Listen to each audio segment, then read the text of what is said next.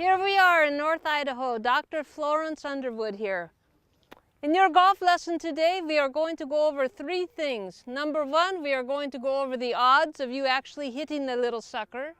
Number two, we're going to go over the physiological differences of the brain between the men's and the women's. And number three, we're going to talk about what your head does when you're actually hitting the golf ball. You've probably seen my book. It's on the bestseller list. It's called The Improbability of Making Contact by Dr. Florence Underwood. My friend Patti Marquis is a golf pro in North Idaho, and she's written the introduction. So, next. The golf ball is not very big. It's only 1.68 inches in diameter. If we take a typical 5-iron, the square inches on that 5-iron is about 4.2 inches. But if we include the hosel, it's almost 5.1. Now we need to talk about what your odds are of actually making contact. If you look at the total area here that we are making in the swing, there are 45 basic zones. So you can do this at home. It's a very simple mathematical procedure. You just need a tape measure. I think I have one right here in my handbook.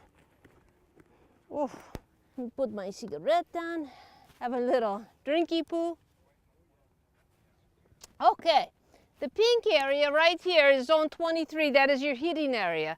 What you need for starters is you need to figure out the distance when you have a 5-iron from your head to the ground.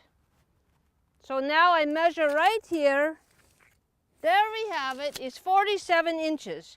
You write that in right here, 47. Next, you figure out your wingspan. It's wingspan. Be careful of your jewelry. I go like this. It's 30 times 2. That would be 60 inches across. Right there. Next, foot to ball. I do this, measure my foot to where the ball would be. There we have it, 24 inches.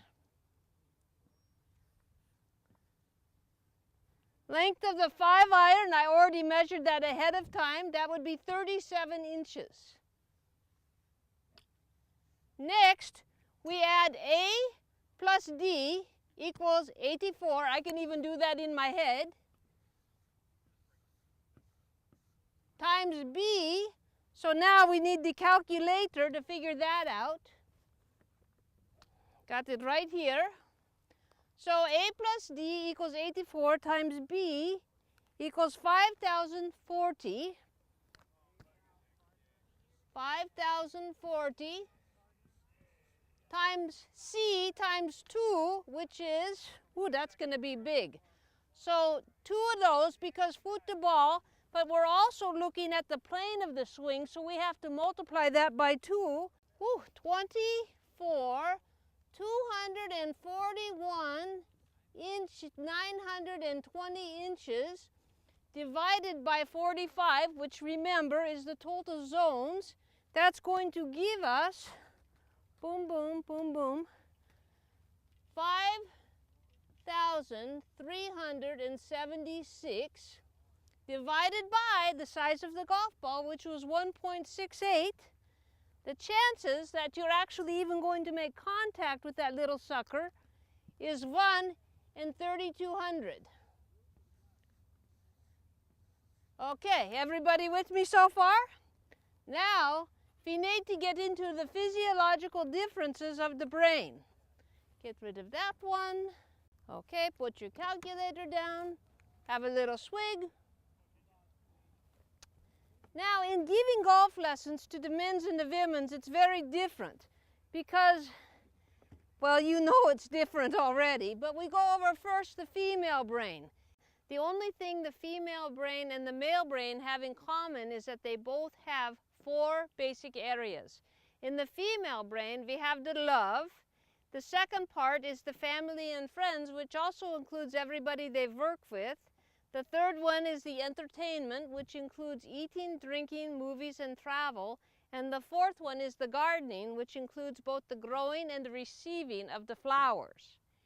In the male brain, They have 4 areas also. Right now we are into football, but in here is golf, fishing, hunting, and because they play all these sports, they think that they're also a good teacher in all these areas. The second one is the sex, the third one is the food, and the fourth one is the remote control ability. The biggest difference between the male brain and the female brain, in the female brain, there's all these little hash marks. In the male brain, they have the bricks. If they're right here, they're not going to want to be right here. And this is why the women can multitask. This is why the men, they cannot multitask. In the female brain, be careful what you say, because once you say something to a woman like you never have to cook that again, don't think they're ever going to forget that. It goes in here and it never comes out. In the male brain, it is more like this. In one side, out the other. And now we talk about the head. How many of you have heard, keep your head down, keep your eye on the ball? It's not about hand-eye coordination. It's about learning to swing the club. I tell people that when they think the word hit, just put an S on the front of it because you're going to need that word too. So we don't actually need to keep our head down. We are just going to make a good swing. I want to talk about what people say. They say, keep your head down. People look like this. They say, keep your eye on the ball. Keep your head down and I'll watch where it goes. That's not important. The reason people's head comes up is because their right hand is pushing. The head coming up is the result of the right hand pushing, not the cause of the problem. Blind people can play golf. As long as you have the swing, you can hit the ball without looking at it. I can look at Montana for Pete's sakes. Those of you in Florida probably don't know where it is, but it's right there. And so I actually can hit this ball and I will just look ahead towards Montana. Like this. And there you have it. Thank you so much. Dr. Underwood here in windy North Idaho.